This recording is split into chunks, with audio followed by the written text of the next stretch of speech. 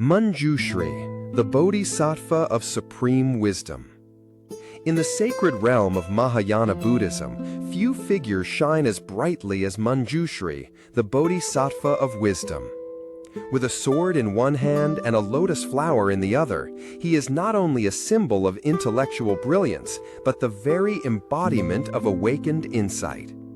His name means gentle glory, reflecting both the sharpness of his wisdom and the compassion that guides it.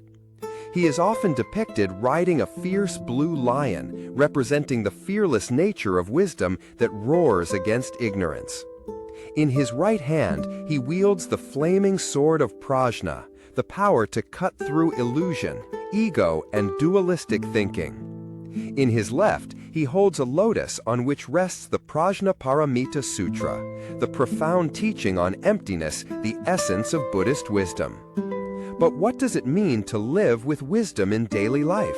And how does Manjushri guide us toward it? True wisdom, according to the teachings, is not just clever thinking or book knowledge. It's the clear knowing of the nature of reality. It sees that all things are impermanent, interconnected, and ultimately empty of inherent self.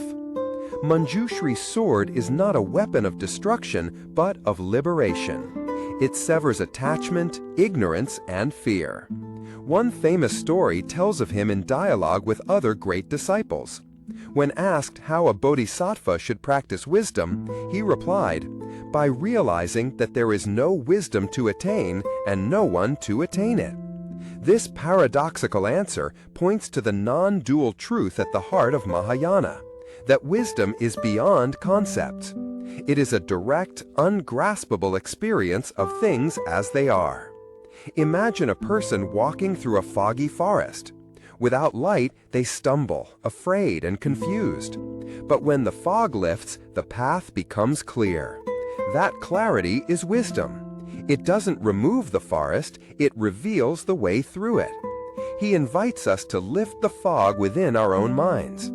Every time we pause before reacting, every moment we observe our thoughts without clinging, every time we choose understanding over judgment, we embody his presence. His sword appears not in grand gestures, but in the silent courage to look deeply and honestly. There's a Zen story of a student who asked a master, "What is his true nature?" The master raised a single finger. In that moment, the student was awakened. The gesture was simple, but the insight behind it was vast. Wisdom often arrives not through complexity, but through profound simplicity. In chanting the mantra of Manjushri, Om A Ra Pa Cha Na Di, practitioners tune their minds to insight. Each syllable represents a stage of wisdom, from learning to reflection to direct experience. The mantra is not magical by itself, but becomes powerful when recited with mindfulness and aspiration to awaken clarity within. He also reminds us that wisdom and compassion are inseparable. Without compassion, wisdom becomes cold and distant. Without wisdom, compassion may become blind and misguided. When these two wings are balanced, the heart of the bodhisattva soars.